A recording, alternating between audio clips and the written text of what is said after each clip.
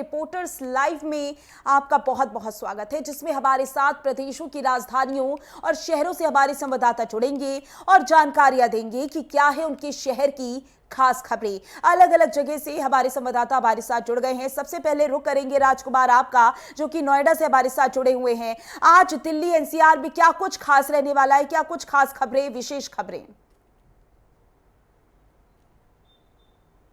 देखिए माधुरी, निश्चित तौर पर जिस तरीके से आपने भी बताया कि टैरिफ का जो मसला है ये पूरी दुनिया में अपने आप में एक तरह का एक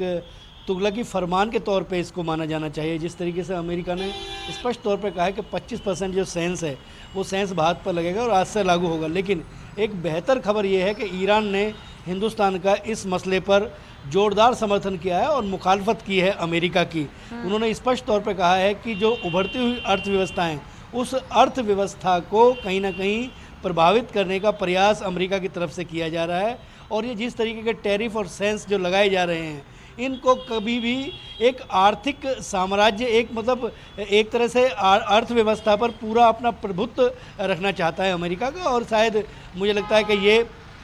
किसी भी ताकतवर देश के लिए बहुत बेहतर नहीं है, क्योंकि जब कोई देश ताकतवर होता है तो निश्चित तौर पर उसके अंदर थोड़ी संवेदनशीलता भी होनी चाहिए। और व्यापारिक समझौते जिस तरीके से अमेरिका के साथ लंबे समय पर होते रहे, कल लोकसभा में जिस तरीके से कॉरपोरेट मिनिस्टर की तरफ से, पीयूष गोयल की तरफ से स्पष्ट तौर पर कहा गया कि अमेरिका के साथ तमाम तरह के समझौते हुए हैं और उस व्यापार को और बेहतर गति देने के प्रयास किए जा रहे हैं। लेकिन इस बीच जिस तरीके से सेंस लगा, पहले घोषणा की गई ट्रंप की तरफ से और उसके बाद कल उस पर सिग्नेचर कर दिए गए और आज से ये लागू हो जाएगा। अगर कहा जाए तो 25% जो है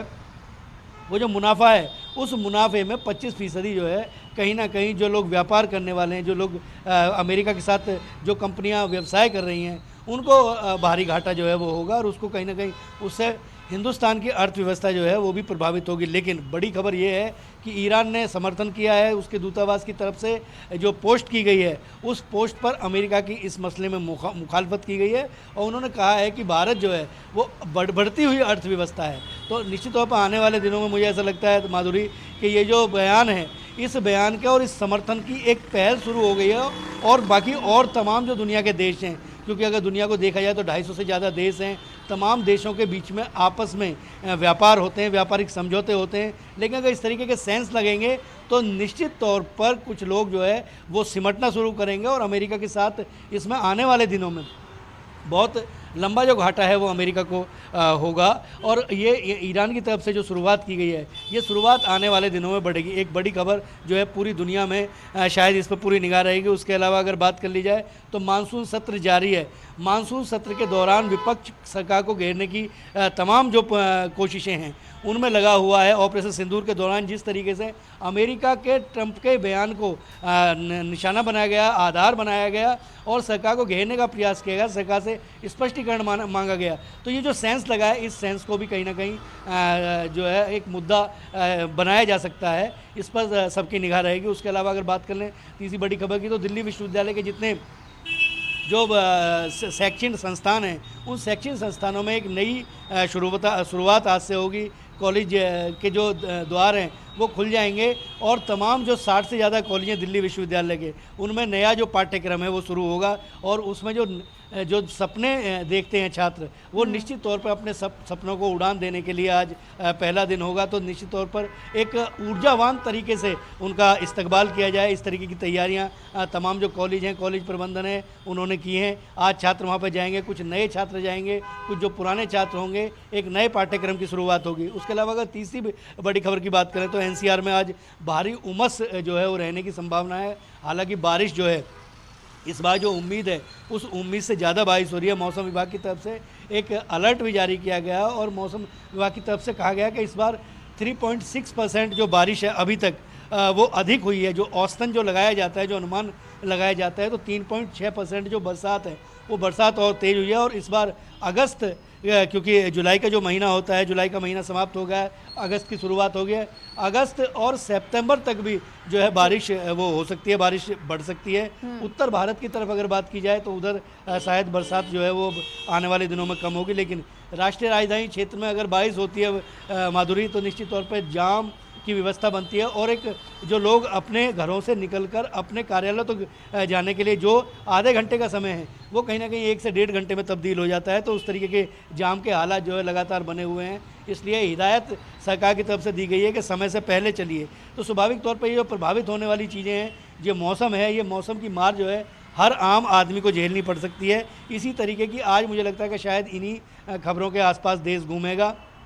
और संसद के अंदर जो गतिरोध होगा उस गतिरोध पर आज सबकी निगाह रहेगी। बिल्कुल राजकुमार, जाहिर सी बात है, चाहे डोनाल्ड ट्रंप की तरफ से ये ऐलान किया हो भारत पर 25% टैरिफ लगाने का, या फिर हम ऑपरेशन सिंदूर की बात कर लें जिसको लेकर विपक्ष लगातार घेरता हुआ नजर आ रहा है, या फिर मौसम की बात कर ली जाए, आज तीनों खबरों की ओर आज पूरा दिन रहने वाला है और देखना होगा क्या कुछ आज खास देखने को मिलता है। चंडीगढ़ से ईशा ठाकुर भी हमारे साथ लगातार बनी हुई हैं। ईशा, आज क्या कुछ विशेष खबरें?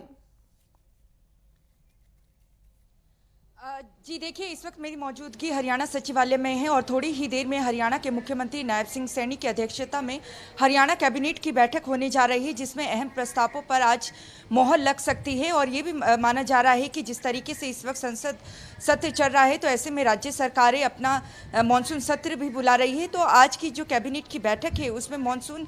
सत्र कब से बुलाया जाना है अगस्त में, उनकी तारीखों का ऐलान भी हो सकता है, उस पर मोहर भी लग सकती है। लेकिन नजरें टिकी है लाडो लक्ष्मी योजना, क्या इस पर आज कैबिनेट में चर्चा होगी या नहीं, ये देखने वाली बात रहेगी। क्योंकि मुख्यमंत्री ने ये संदेश दे दिया है कि लाडो लक्ष्मी योजना जल्द से जल्द यहाँ पर लागू की जाएगी। चुनाव से ठीक पहले जो हाल ही में यहाँ पर विधानसभा चुनाव हुए हैं उससे ठीक पहले जिस तरीके से ये संदेश दिया गया था बीजेपी की तरफ से और चुनावी वादा किया गया था, अगर सत्ता में काबिज होते हैं तो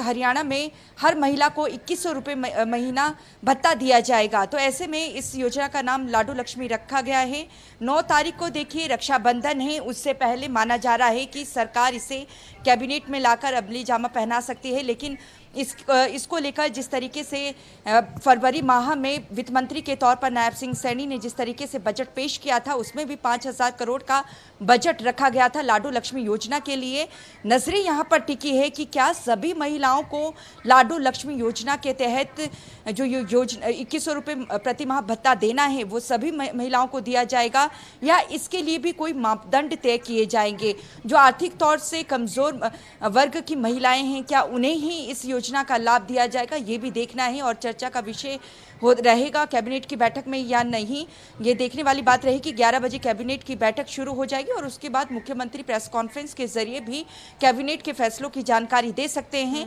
लेकिन आज से देखिए हरियाणा में कलेक्टर रेट बढ़ने जा रहे हैं और इन कलेक्टर रेट की अगर बात करें तो सभी जिलों में अलग अलग जो रेट हैं वो घोषित किए गए हैं। तो ऐसे में कांग्रेस भी कहीं ना कहीं मुखर होती नजर आ रही है। उनका कहना है कि ये अत्यधिक भार कहीं ना कहीं मध्यम वर्ग के लोगों के लिए है, इससे ज़मीन खरीदना और घर खरीदना कहीं ना कहीं महंगा हो जाएगा। लेकिन जो सरकार है, मुख्यमंत्री भी कह रहे हैं कि जो कलेक्टर रेट बढ़ाए गए हैं इससे लोगों पर कोई अत्यधिक दबाव नहीं पड़ने वाला है। ये जो घोषणा है ये इसलिए की गई है ताकि राजस्व में बढ़ोतरी हो सके। जो तय किया गया है राजस्व बढ़ोतरी का, क्या उस लक्ष्य को 31 मार्च 2026 तक सरकार पूरा कर पाती है या नहीं। लेकिन विपक्ष ये ज़रूर कह रहा है कि जो कलेक्टर रेट बढ़ाए गए हैं उससे ये राजस्व में बढ़ोतरी नहीं हो सकती है। तीसरी बड़ी खबर की बात करें, देखिए पंजाब सरकार की तरफ से ये दावा किया गया है कि पंजाब पूरे देश में पहला राज्य ऐसा बनने जा रहा है जहां पर स्कूलों में नशा मुक्ति विषय पढ़ाया जाएगा। आज आप सुप्रीमो अरविंद केजरीवाल और पंजाब के मुख्यमंत्री भगवंत मान फाजिल्का दौरे पर रहेंगे, फाजिल्का में इसकी शुरुआत करेंगे। इसके तहत 9वीं कक्षा से लेकर 12वीं कक्षा तक नशा मुक्ति विषय के तहत हर 15 दिनों में 35 मिनट की क्लास लगाई जाएगी, जिसमें फिल्में दिखाई जाएगी क्विज के जरिए और उन्हें बताया जाएगा, मोटिवेट किया जाएगा बच्चों को कि नशे से किस तरीके से दूर रहना है, नशा मुक्त पंजाब किस तरीके से बनाया जाए। इसकी पहल यहाँ पर की जा रही है। दावा किया जा रहा है कि पहला राज्य पंजाब बनने जा रहा है और शुरुआत होगी। तो अब देखना है कि ये जो दावा भी किया जा रहा है कितना सफल साबित होता है, क्योंकि जो आम आदमी पार्टी है शिक्षा और स्वास्थ्य को बहुत बड़ा मुद्दा हमेशा ही बनाती रही है और शिक्षा के मॉडल को लेकर ही दिल्ली में चुनाव लड़ा गया था, उसके बाद पंजाब में। हालांकि दिल्ली में अब सत्ता में से बाहर हो चुकी है आम आदमी पार्टी और ऐसे में पंजाब में 2027 में विधानसभा चुनाव होने हैं, लेकिन ये भी हाथ से खिसके ना पंजाब। यही वजह है कि लगातार जो आप सुप्रीमो हैं अरविंद केजरीवाल, वो भी पंजाब के मुख्यमंत्री भगवंत मान के साथ लगातार पंजाब के दौरे पर हैं और आज फाजिल्का में उनका कार्यक्रम है। लेकिन जो खबरें हैं जिसमें मुख्यतः बड़ी खबर है वो ये है कि देखिए, पाकिस्तान की तरफ से ड्रोन के जरिए नशे के साथ साथ हथियारों की तस्करी भी यहाँ पर की जा रही है। संसद का सत्र यहाँ पर चल रहा है, लेकिन उन सब के बीच गुरदासपुर से कांग्रेस के सांसद हैं सुखजिंदर सिंह रंधावा, जो कि कैप्टन सरकार में पंजाब से गृह मंत्री भी रह चुके हैं। उनका कहना है, उन्होंने आरोप लगाया है कि गैंगस्टर जग्गू भगवान पुरिया, जो कि असम की जेल में बंद है, उसने उनके बेटे को वीडियो कॉल के जरिए धमकी दी है जान से मारने की। और जो उनके सहयोगी हैं, उन्होंने बीते कल जब उनके बेटे से मुलाकात भी गुरदासपुर में की, जैसे ही मुलाकात करके वो बाहर निकले तो उन पर गोलियां बरसाई गई। और एक बड़ा आरोप आज सुबह सुबह सुखजिंदर सिंह रंधावा ने फिर से लगाया है। उनका कहना है कि क्योंकि पंजाब में जो गुरदासपुर है वो सीधा सरहदी इलाके में आता है पठानकोट, और क्योंकि गुरदासपुर में पड़ता ही ये इलाका देखिए आतंकवाद से भी ग्रस्त रहा है। और सुखजिंदर रंधावा का कहना है कि जो गैंगस्टर हैं, आतंकवादी हैं, अपना अड्डा बनाना चाहते हैं गुरदासपुर को। लेकिन जो डीजीपी हैं पंजाब के, उन्हें भी इसके बारे में जानकारी पहले ही दी गई है, पंजाब के मुख्यमंत्री को भी दी गई है, लेकिन उनकी तरफ से इस और ध्यान नहीं दिया गया है। पंजाब की कानून व्यवस्था पूरी तरीके से चरमरा गई है, ऐसे उनके आरोप हैं। लेकिन एक बहुत बड़ा सवाल है, हेड ग्रेनेड अटैक यहाँ पर देखिए लगातार होते रहे हैं पंजाब में पिछले कुछ महीनों में, और जिस तरीके से धमकी यहाँ पर दी जा रही है, हत्याएं की जा रही है, तो कहीं ना कहीं ये चिंता का विषय ज़रूर है, कानून व्यवस्था का जो मुद्दा है। लेकिन इस पे जो मौजूदा सरकार है कितनी जल्दी कोई एक्शन और बड़ी कार्रवाई करती है या नहीं, ये देखना होगा। जी बिल्कुल ईशा, देखना होगा, क्योंकि जाहिर सी बात है, पंजाब की बात कर लें या फिर हम हरियाणा की बात कर लें, कैबिनेट बैठक काफ़ी अहम रहने वाली, उस दौरान देखना होगा वो कौन कौन से प्रस्ताव हैं जो कि पेश किए जा सकते हैं। जम्मू कश्मीर से हमारे साथ अजहर भी जुड़ चुके हैं। क्या कुछ ज़्यादा जानकारी सामने आ रही है अजहर?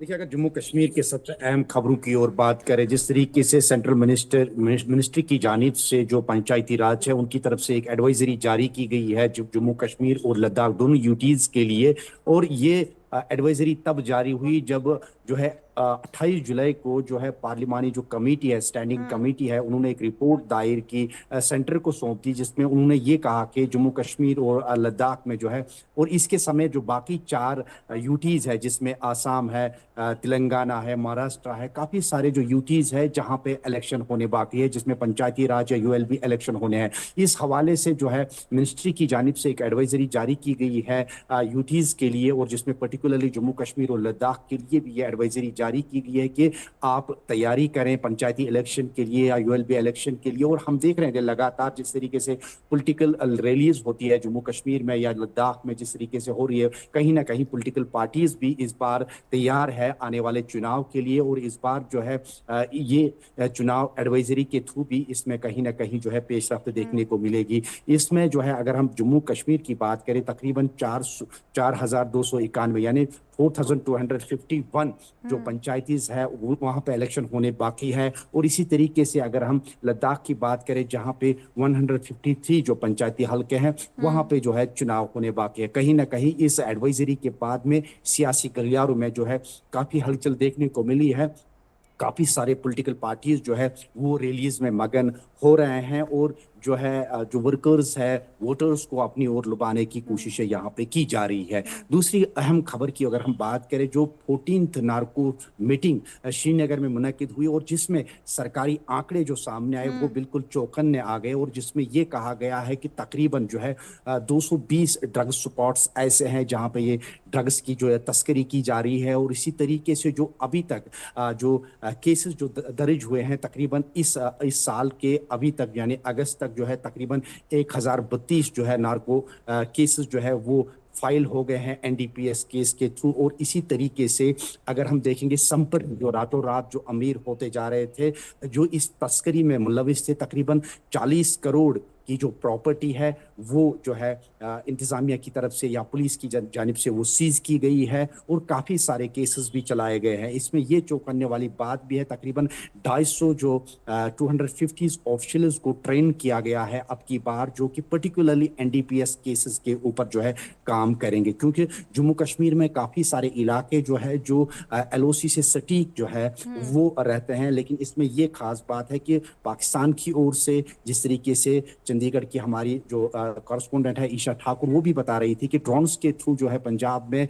जो है ड्रग्स सप्लाई की जा रही है। लेकिन कश्मीर में एक तो ड्रग्स और उसके साथ साथ जो हथियार या जो आतंकी गतिविधियों में उसमें शामिल करने की कोशिश की जा रही है, और उसके साथ साथ जो ड्रग्स वगैरह वो भी कोशिश की जा रही है, उसको भी लॉन्च किया जा रहा है। जिसके बाद में हालांकि जो हमने देखा कि रिसेंटली कुठवा के जम्मू कश्मीर के कुठवा इलाके में जो ड्रोन के थ्रू कुछ हीरोइन जो है वो जो है सप्लाई किया गया एक पैकेट में, बाद में लोकल लोगों की मदद से जो है पुलिस को इतला की गई और पुलिस ने उसको मौके पे ही वहां पे जो है दबदबोश लिया। तो कहीं ना कहीं जो ड्रग्स की जिस तरीके से उड़ता हुआ पंजाब होता था, इसी तरीके से आज की डेट में अगर जम्मू कश्मीर की बात करें तो जम्मू कश्मीर में भी कहीं ना कहीं इस ड्रग्स को रिलेटेड जो है पुलिस और इंतजामिया की जानिब से काफी सारे जो है बिल्कुल प्रोग्राम्स असर, आयोजित जाहिर किए सी जा बात रहे है हैं। जिस तरीके हालांकि से अभी तक अगर ड्रोन्स हम की देखें कि सक्रियता ड्रग देखी जा एडिक्शन रही है, ड्रग्स सप्लाई पाकिस्तान से की जा रही है और अब तो हथियार भी सप्लाई किए जा रहे हैं। ऐसे में इसको लेकर बड़ा एक्शन लेने की जरूरत है। यूपी से स्टेट हेड राघवेंद्र प्रताप सिंह भी हमारे साथ जुड़ चुके हैं।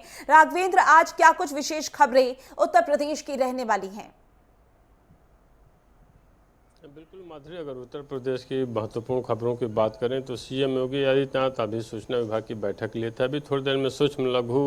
विभाग की समीक्षा बैठक करेंगे। इसके अलावा चूंकि पीएम मोदी का कल 2 अगस्त को वाराणसी दौरा है, बनारस उनका संसदीय क्षेत्र है, तो सीएम योगी आज शाम को 6:30 बजे बनारस पहुंचेंगे, वहां की स्थितियों का जायजा लेंगे, एक समीक्षा बैठक करेंगे और रात्रि विश्राम उनका सर्किट हाउस में ही होना है। सर्किट हाउस में विश्राम करेंगे और कल पीएम मोदी के कार्यक्रम की रूपरेखा को तय करेंगे कि कैसे क्या सुरक्षा को लेकर व्यवस्था है, अन्य जो मूलभूत सुविधाएं हैं, क्योंकि करोड़ों की सौगात, खरबों की सौगात फिर वाराणसी वासियों को और पूर्वांचल के वो क्षेत्र जो वाराणसी से सटे जनपद हैं, हम मऊ की बात कर लें, गाजीपुर की बात कर लें, आजमगढ़ की बात कर लें, जौनपुर की बात कर लें, चंदौली की बात कर लें, भदोही की बात कर लें या फिर विंध्याचल की बात कर लें या सोनभद्र की बात कर लें, ये वो समीपवर्ती जनपद हैं पूर्वांचल के जो पूर्व समय में विकास से अछूते रहते थे। जो भी सरकारें बनती थीं वो विकास के मानक पे इनको नहीं लेती थीं। यहाँ की गरीबी, यहाँ की अशिक्षा, इंफ्रास्ट्रक्चर का अभाव, सकरी सड़कें और बिजली की दुर्व्यवस्था का सामना यहाँ करना पड़ता था। लेकिन 2014 के बाद से और 2017 के बाद से जब केंद्र और राज्य में बीजेपी शासित राज्य बने, सीएम यहाँ पे योगी बने और पीएम मोदी केंद्र बने, उसके बाद से पूर्वांचल में जिस तरह का इंफ्रास्ट्रक्चर तैयार किया गया, और पीएम मोदी अपने संबोधनों में भी जैसा कहते थे कि अगर भारत माता का एक बाजू कमजोर हो जाए, एक मजबूत हो जाए तो ये समेकित विकास नहीं है। उसी की कड़ी में वाराणसी वासियों को करोड़ों की सौगात मिलने वाली है। वहीं हम दूसरी महत्वपूर्ण खबरों की बात कर लें तो जिस तरह से अवैध धर्मांतरण मुद्दे पे एसटीएफ लगातार गिरफ्तारियां कर रही हैं, 4 और गिरफ्तारियां की गई हैं ऐसे मौलवियों को जो जबरन धर्म परिवर्तन, धर्मांतरण का काम करते थे। वहीं छांगुर पे लगातार शिकंजा कसता जा रहा है। उसकी जो भी अवैध संपत्तियां हैं, चल अचल संपत्तियां हैं, उसको ईडी खंगाल रही है और एसटीएफ लगातार पूछताछ के माध्यम से उन लोगों तक पहुंच रही है कि छांगुर के गिरोह में आखिर वो कौन कौन से लोग हैं उत्तर प्रदेश के अलावा। चूँकि 16 राज्यों से गिरफ्तारियां हुई हैं तो देखना होगा कि भारत के अन्य वो कौन से और राज्य हैं 16 राज्यों के अलावा जहां पे अवैध धर्मांतरण का मुद्दा चलता था और भौगोलिक परिदृश्य बदलने की बातें जिस तरह से छांगुर गिरोह के तरफ से की गई थी, उसको लेकर एसटीएफ लगातार सक्रिय है और उस प्राथमिकता के आधार पर पूछताछ और गिरफ्तारियों का दौर चल रहा है। वहीं हम अगर बात कर लें तराई बेल्ट की, गोरखपुर और गोरखपुर से सटे हुए जो समीपवर्ती जनपद हैं, कुशीनगर है, देवरिया है, महाराजगंज है, सिद्धार्थनगर है, बलरामपुर है, बहराइच है, श्रावस्ती है, ये वो जनपद है जहां पे इस समय रोज बारिश का सामना करना पड़ रहा है और बारिश की वजह से यहाँ के लोगों को कुछ परेशानियों का भी सामना करना पड़ रहा है। हालांकि सीएम योगी आदित्यनाथ ने स्पष्ट निर्देश जारी किए हैं कि जो भी जान माल का नुकसान है अधिकारी सर्वे करके तुरंत ही शासन को सूची सौंपें ताकि इनको उचित मुआवजा दिया जा सके और समय से मुआवजे के साथ साथ जो भी राहत सामग्री है उसके वितरण में कहीं से भी कोई विलंब न हो। वहीं हम राजनीतिक गलियारे की बात कर लें तो जिस तरह से सपा पीडीए के नाम पे और कांग्रेस बार बार ऑपरेशन सिंदूर पे जो सीज फायर की बातें आई थी उसको लेकर के बार बार बीजेपी पे हमलावर है और जो स्कूल मर्जर की बातें चल रही थी योगी सरकार की तरफ से छात्र संख्या और टीचर का जो अनुपात था उस अनुपात में स्कूल मर्जर को लेकर आम आदमी पार्टी, कांग्रेस, सपा, बसपा सभी विरोध कर रहे थे। लेकिन बेसिक शिक्षा मंत्री संदीप सिंह ने प्रेस कॉन्फ्रेंस करके स्थिति को स्पष्ट किया कि हमारी इच्छा गुणवत्तापूर्ण शिक्षा देना है और कोई भी विद्यालय बंद नहीं किया जा रहा है। मर्जर का सिर्फ एक ही उद्देश्य है कि सबको गुणवत्तापरक हम शिक्षा दें और उचित जो भी मिड डे मील का भोजन है वो मुहैया कराएं ताकि बच्चों को कोई परेशानी नहीं हो। इन लोगों की सरकारों में न तो बच्चों को समय से ड्रेस मिलता था, न भोजन मिलता था मिड डे मील में, न ही गुणवत्तापूर्ण शिक्षा मिलती थी। हम ऑपरेशन कायाकल्प के माध्यम से प्रदेश के विद्यालयों की हालत को सुधार रहे हैं और ये बच्चों के उज्जवल भविष्य के लिए सरकार द्वारा किया जा रहा है। जी बिल्कुल राघवेंद्र, क्योंकि अगर हम धर्मांतरण की बात कर लें, वह धर्मांतरण को लेकर तमाम खुलासे होते हुए नजर आ रखे हैं। और अगर हम बात कर लें विकास की, उत्तर प्रदेश में विकास को लगातार गति दी जा रही है, वो किसी भी क्षेत्र में हो, चाहे शिक्षा के क्षेत्र में हो या फिर बच्चों की स्वास्थ्य से संबंधित फैसले हों, ये तमाम फैसले उत्तर प्रदेश में लिए जा रहे हैं। नोएडा से हमारे साथ लगातार राजकुमार जुड़े हुए हैं। राजकुमार, क्योंकि यहाँ पर आपने अमेरिका के टैरिफ की बात की है कि अमेरिका ने 25% भारत पर टैरिफ लगा दिया है, जो कि अब आज से लागू हो जाएगा। लेकिन अगर हम बात करें, जब पहले ऐलान किया गया था अमेरिका की ओर से कि 25% टैरिफ लगाया जाएगा, बीच में होल्ड कर दिया गया, लेकिन उस दौरान भारत की तरफ से भी तैयारियां की जा रही थी। एक्सपर्ट्स जो थे वो एक नीति बना रहे थे कि किस तरीके से इस 25% टैरिफ से हमें निपटना है और इसी को साथ ले जाते हुए हमें अपना व्यापार भी लाभ में लेते हुए लेकर जाना है। तो क्या एक्सपर्ट्स अभी भी वो नीति बना रही हैं कि किस तरीके से 25% टैरिफ अब भारत को झेलना है? देखिए माधुरी, अगर इस मसले को समझना है तो ऑपरेशन सिंदूर के दौरान जिस तरीके से प्रधानमंत्री नरेंद्र मोदी ने संसद के अंदर विपक्ष के नेताओं को जवाब दिया और पूरी दुनिया को ये बताने का उन्होंने प्रयास किया, उन्होंने स्पष्ट तौर पे कहा